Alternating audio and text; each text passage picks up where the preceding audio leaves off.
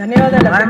ఏం లేదమ్మా, ఆయన మెడికల్ నాలెడ్జ్ గురించి, తెలిసిన నాలెడ్జ్ గురించి ఎక్కువగా చెప్పారు. సబ్జెక్ట్ చిన్నదే, మీరు డైరెక్ట్గా సబ్జెక్ట్కి వెళ్ళిపోండి. మీరు మంచి డాక్టర్ని అందరూ. ముందుగా ఆరోగ్యంగా మీరు మళ్ళీ సభకు వచ్చినందుకు చాలా ఆనందంగా ఉంది అధ్యక్ష.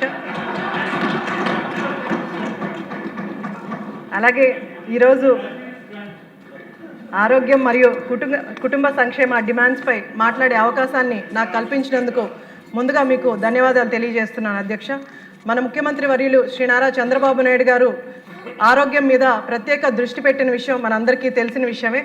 అలాగే హెల్దీ ఫ్యామిలీ వెల్దీ ఫ్యామిలీ అనే నినాదంతో మన ముఖ్యమంత్రి గారు ముందుకెళ్తూ ఉంటారు అధ్యక్ష. దాంట్లో భాగంగానే యోగాంధ్రాన్ని తీసుకొచ్చి యోగా వల్ల హెల్త్ బెనిఫిట్స్, అలాగే స్ట్రెస్ రిలీఫ్ కోసం యోగా ఎంత ఇంపార్టెంటో కూడా రాష్ట్ర ప్రజలకు తెలియజేయడానికి యోగాంధ్రాన్ని తీసుకొచ్చి శాసనసభ్యుల్ని ఇన్వాల్వ్ చేసి ఒక 1 వీక్ వరకు ఆ ప్రోగ్రామ్ని విజయవంతం చేసి రాష్ట్ర ప్రజలకు కూడా అవేర్నెస్ క్రియేట్ చేయడం జరిగింది అధ్యక్ష. దీంట్లో భాగంగా అలాగే దీంట్లో మనం చూస్తే గత ప్రభుత్వ నాయకులు, గత వైసీపీ ముఖ్యమంత్రి వర్యులు జగన్మోహన్ రెడ్డి దీని గురించి కామెంట్స్ కూడా చేయడం జరిగింది అధ్యక్ష. యోగాంధ్ర వల్ల వేస్ట్ ఆఫ్ టైం అని, వేస్ట్ ఆఫ్ మనీ అని చెప్పడం జరిగింది అధ్యక్ష. అలాగే ఆయన దేంతో పోల్చారంటే, నేను కట్టిన ప్యాలెస్ దానికంటే అంటే యోగా కంటే బెటర్ అని ఆయన సంబోధించడం చాలా ఆశ్చర్యాన్ని గురి చేస్తుంది అధ్యక్ష.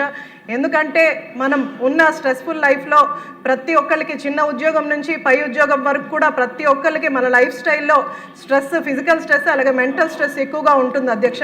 ఇది యోగా వల్ల మనకు చాలా వరకు 1 అవర్ యోగా చేయడం, ఫిజికల్ ఎక్సర్సైజ్ చేయడం, లేదా మన లైఫ్ స్టైల్లో కొన్ని చేంజెస్ చేసుకోవడం వల్ల, ఎందుకంటే గతంలో మనం చూస్తే 45 సంవత్సరాలు దాటిన తర్వాతే హైపర్ టెన్షన్ కానీ, డయాబెటీస్ కానీ, లేదా కార్డియాక్ ఇష్యూస్ కానీ వచ్చేవి అధ్యక్ష.